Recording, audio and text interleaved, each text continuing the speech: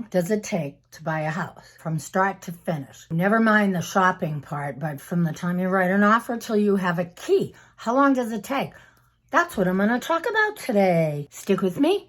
I'll be right back.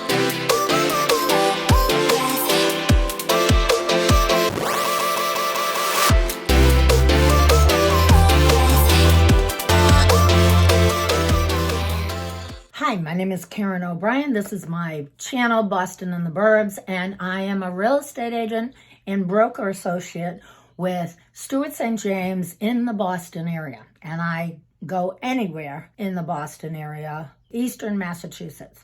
You decide you want to make an offer on this house and you are very strategic with your agent.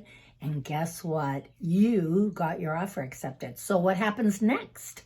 Well, so you might be signing at 8 o'clock at night, sometimes 10. So the final okay comes through. Your agent is going to pack that together, get the final signed contract, send you a copy. Then they're going to send a copy, sometimes at 10 o'clock at night, maybe in the next morning, to the buyer, your attorney. And the next thing your attorney is going to say is, who's the seller's attorney? You ask them to get, the agent will ask them to get the attorney's information right away.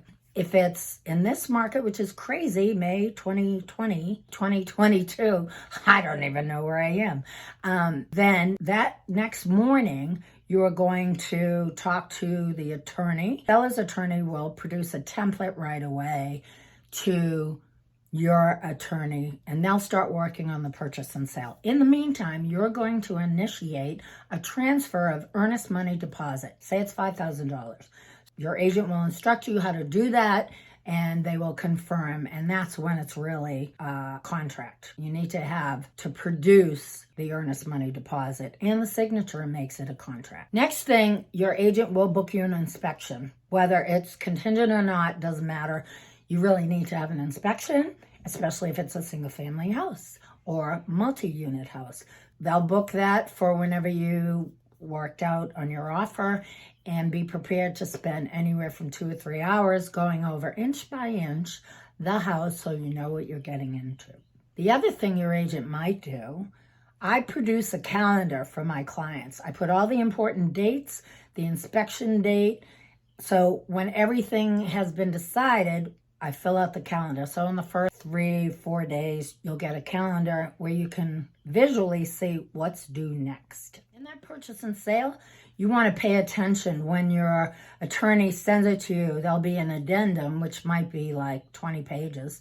And you want it to cover that, yes, the appliances are included. Yes, the washer dryer is included, because sometimes in an offer, in the MLS printout, it says washer dryer negotiable. If they just spend $3,000 on that washer dryer, they may want you to pay them some money for it, and you can say yay or nay. The other thing is, so what if your seller says they would like to rent back for a month, and the reason why you got this was because you said, you can stay, you don't have to rent, just give me $1 and we'll make it fine. Well, that gave you a leg up, and maybe that's another reason why you got the offer accepted.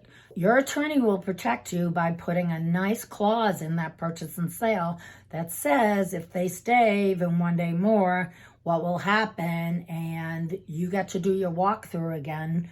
So you want to make sure everything is on the up and up, in good shape. Most mortgage providers tend to have their appraiser go right in after the purchase and sale. As your agent, when the purchase and sale is signed, I would get a copy to your mortgage broker ASAP so they can dispatch their appraiser to the property.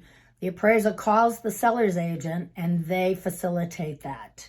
Hopefully that comes back beautiful. If it is under what you're paying for it, there'll be an appraisal gap, so that money has to be provided at the end. Or if it's over what you've agreed to for a gap, you need to have your agent have a conversation with their agent and figure out what you're going to do. The next thing that happens, now we're about 25 days into it. Your mortgage broker is going to say, I need a copy of last week's pay stub. They're going to ask for very current information. They might want another printout of your bank statement to see if you did anything silly, like pay off a loan or, reduce your funds by any chance, or bought furniture on a credit card. Don't do that. So you want to keep that all nice and copacetic. So what you're going to do is provide another fresh amount of paperwork. Now we're around day 30. They're going to run it through the underwriter and they're going to say, clear to close.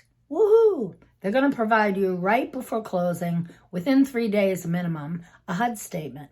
And that statement is going to have what you put down, what the price is, any additional cash. It will say what the attorney's fees are, what the mortgage fees are. It will have title insurance, and it will look like a big sum. But don't panic, because especially title insurance, it's really, really important. I have another video, if you want to look for it on my channel, what's the most expensive thing for your closing costs? And it's title insurance and what that protects you against. Now we're a couple of days before closing. You're going to have a walkthrough the day before. You're going to have conversations with your attorney about wiring money and being safe about that.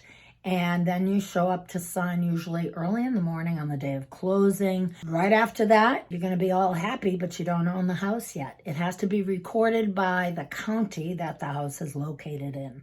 So your agent will get a call or a text. You'll get a call, the seller, saying, we're on record. That's what you want to hear. You're on record. Your agent will have talked to the seller's agent, and we know where the key is. And that's at the point where we bring you the key and you can go in your beautiful new house. Congratulations. So these are the steps. I would say 45 days. 40 days, usually 6 weeks is a good way to plan. If there are hiccups, it might go on a little longer, but if you can do anywhere between 4, 5, and 6 weeks, you're doing great. Congratulations. Thanks for watching Boston and the Burbs. I'll see you next Wednesday with more tips in real estate. Have a great day.